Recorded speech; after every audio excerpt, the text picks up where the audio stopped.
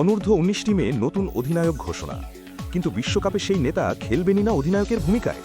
কি চলছে ভারতীয় শিবিরে জানতে ভিডিওটি শেষ অবধি দেখুন। দক্ষিণ আফ্রিকা অনূর্ধ্ব-19 দলের বিরুদ্ধে আসন্ন একদিনের সিরিজে ভারতের অধিনায়ক করা হয়েছে বৈভব সূর্যবংশীকে। শনিবার ঘোষিত দলে এই প্রথমবার দেশের নেতৃত্ব পেলেন বৈভব।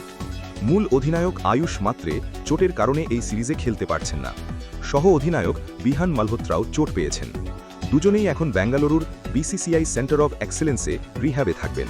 তবে বড় চমক এখানেই, বিশ্বকাপে কিন্তু অধিনায়ক থাকছেন আয়ুষ মাত্রেই। মানে এই সিরিজে নেতা বৈভব, কিন্তু বিশ্বকাপে নয়। সম্প্রতি এশিয়া কাপে প্রথম ম্যাচে 171 রানের ইনিংস খেললেও এরপর ফর্ম পড়ে যায় বৈভবের। ফাইনালে পাকিস্তানের কাছে হার ও প্রশ্ন তুলেছে, বড় ম্যাচের চাপ নিতে পারবেন তো? তবুও নির্বাচকদের বার্তা স্পষ্ট, বৈভবের ওপর এখনও পূর্ণ আস্থা। আপনার মতে বৈভবকে কি আরও লিডারশিপ সুযোগ দেওয়া উচিত? কমেন্টে মতামত জানান।